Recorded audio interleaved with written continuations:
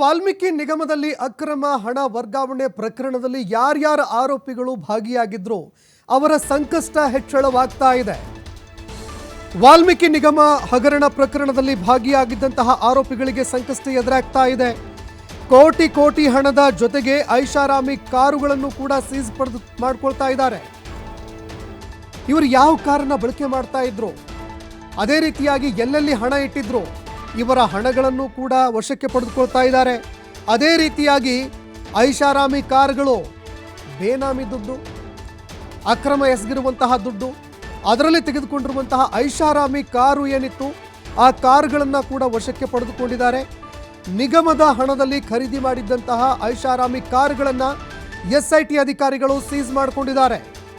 ಸದ್ಯ ಕಾರು, ಬಂಗಲೆ, bank ಅಕೌಂಟ್ಗಳನ್ನು freeze ಮಾಡಿರುವಂತಹ SIT ಅಧಿಕಾರಿಗಳು ಈ ಹಣಗಳಿಗೆ ಸಂಬಂಧಪಟ್ಟಂತೆ ಏನೆಲ್ಲ ಐಷಾರಾಮಿ ಜೀವನ ಮಾಡ್ತಾ ಇದ್ರು, ಮನೆ ಕಟ್ಟಿಸ್ಕೊಳ್ಳೋದು, ಹೊಸ ಮನೆ ಖರೀದಿ ಮಾಡೋದು, ಏನೇನೆಲ್ಲ ಆಗಿತ್ತು ಎಲ್ಲದಕ್ಕೂ ಸಂಬಂಧಪಟ್ಟಂತೆ ತನಿಖೆ ಮಾಡ್ತಾ ಇದ್ದಾರೆ. ನಿಗಮದ ಕಾಸು ಕೊಟ್ಟು ವಸ್ತುಗಳನ್ನು ಬಿಡಿಸ್ಕೊಳ್ಳುವಂತೆ ತಾಕೀತು ಮಾಡಿದ್ದಾರೆ. ಎಷ್ಟು ಹಣ ತಗೊಂಡಿದ್ದೀರಿ ನೀವು, ಎಷ್ಟು ಹಣ ಅಕ್ರಮ ಮಾಡಿದ್ದೀರಾ, ಅದೆಲ್ಲವನ್ನು ಕಕ್ಕಬೇಕು ನೀವೀಗ ವಾಪಸ್ಸು. ಆ ಹಣವನ್ನು ಕೊಡೋವರೆಗೆ ನಿಮ್ಮ ಆಸ್ತಿ ನಿಮಗೆ ವಾಪಸ್ ಬರೋದಿಲ್ಲ ಅಂತ ಇದೀಗ ಆ ವಸ್ತುಗಳನ್ನು ಬಿಡಿಸ್ಕೊಳ್ಳೋದಕ್ಕೆ ಹಣವನ್ನು ವಾಪಸ್ ಕೊಡುವಂತಹ ಡಿಮ್ಯಾಂಡ್ ಕೂಡ ಇಡ್ತಾ ಇದ್ದಾರೆ. ED CBI ಮುನ್ನವೇ ಆರೋಪಿಗಳ ಆಸ್ತಿಯನ್ನು SIT ಅಧಿಕಾರಿಗಳು ಸೀಸ್ ಮಾಡಿದ್ದಾರೆ. ಇನ್ನು ಅದೇ ರೀತಿಯಾಗಿ ಏನೇನು ಸೀಸ್ ಮಾಡಿದ್ದಾರೆ ಹಾಗಾದರೆ ಆರೋಪಿಗಳದ್ದು ಅಂತ ನೋಡ್ತಾ ಹೋಗೋದಾದರೆ, ಸತ್ಯನಾರಾಯಣ ವರ್ಮಾ ಬಳಿಯಲ್ಲಿ 8.2 ಕೋಟಿ ಹಣ ಸೀಸ್ ಆಗಿದೆ.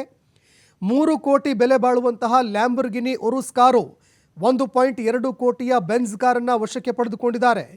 ಸತ್ಯನಾರಾಯಣ ವರ್ಮನ ಕಾರುಗಳನ್ನು ಹೈದರಾಬಾದ್ನಲ್ಲೇ SIT ಅಧಿಕಾರಿಗಳು ಇಟ್ಟಿದ್ದಾರೆ. ಇನ್ನು ಅದೇ ರೀತಿಯಾಗಿ ಹಣ ಕೊಟ್ಟು ಕಾರುಗಳನ್ನು ಬಿಡಿಸಿಕೊಳ್ಳುವಂತೆ SIT ಅಧಿಕಾರಿಗಳು ಸೂಚನೆ ಕೊಟ್ಟಿದ್ದಾರೆ. MD ಪದ್ಮನಾಭ ಬಳಿಯಲ್ಲಿ 3.92 ಕೋಟಿ ಹಣ ಸೀಸ್ ಆಗಿದೆ. ನಾಗೇಶ್ವರ ರಾವ್ ಮನೆಯಿಂದ 1.5 ಕೋಟಿ ಹಣ ಸೀಸ್ ಆಗಿದೆ.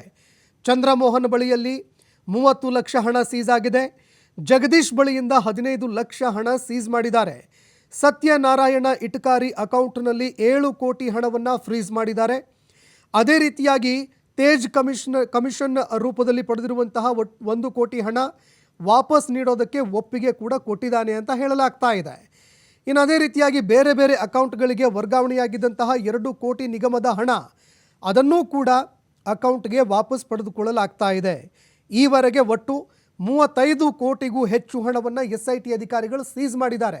ಅಂದರೆ SIT ಅಧಿಕಾರಿಗಳು ಎಷ್ಟು ತರಾತುರಿಯಲ್ಲಿ, ಅದೇ ರೀತಿಯಾಗಿ ಎಷ್ಟೊಂದು ಉತ್ತಮ ರೀತಿಯಲ್ಲಿ ಪ್ರಕರಣವನ್ನು ನಿರ್ವಹಣೆ ಮಾಡ್ತಾ ಇದ್ದಾರೆ ಎನ್ನುವಂಥದ್ದು ಕೂಡ ಗೊತ್ತಾಗ್ತಾ ಇದೆ.